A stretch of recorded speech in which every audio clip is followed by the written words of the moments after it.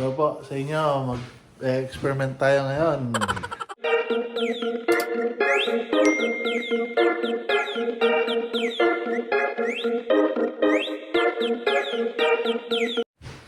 Kasi sobrang lamig sa labas. Siguro mga negative 40 plus something.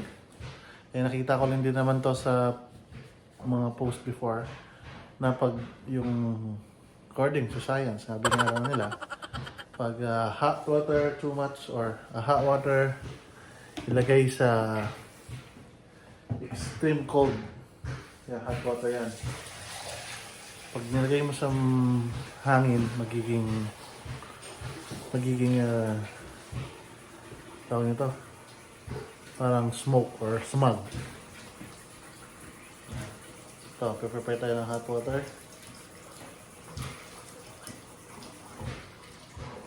Tapos lalagyan sa labas. Malalaman nyo kung gaano kalamig sa labas.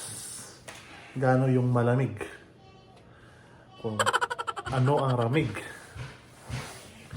sa ginatawag nga ramig nga lugar. Okay. A few minutes later. Try natin ngayon kung ano ang mangyayari sa hot water. Throw it up in the air. Balang na sumabaw kag. Para matabo. Ano? Okay, ito na ngayon. Susubukan natin.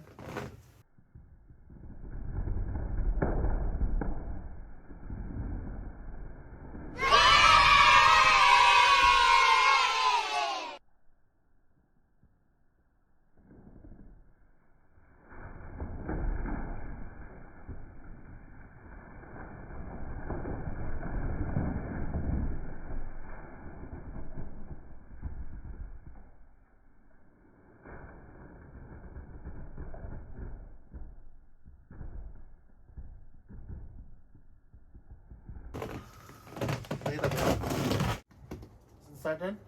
1, 2, 3.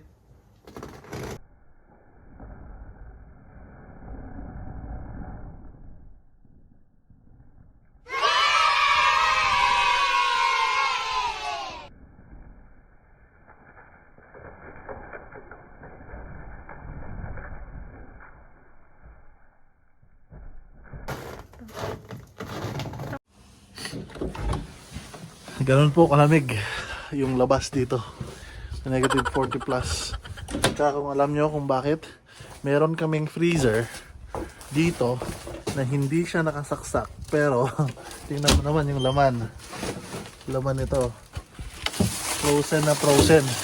Oh, parang bato. Yan. Frozen po yan. Frozen. Oh.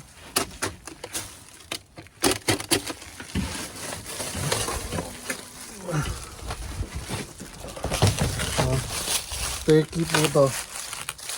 Turkey. Tapos yung freezer namin dito sa labas, hindi yan nakasaksak. Hindi siya nakasaksak kasi yan. Hindi siya nakasaksak pero tingnan mo naman, frozen na frozen. Oh, nag-yellow. Ganun po kalamig. Tapos may isa pa kaming extra na freezer dito. Makikita nyo. Ayan. Sa labas lang po, kahoy. Tinatakpan ko lang siya ng plastic tsaka karne. Yan. Yan. Malaking freezer yan dito sa labas. Oh. Yan po, pag sobrang lamig. Ganun po kalamig. Yung ano namin dito, lugar. Freezer namin nandyan lang sa labas. Nakalapag lang dyan. Yan. Ganun kalamig. Pati yung freezer namin hindi na nakasaksak.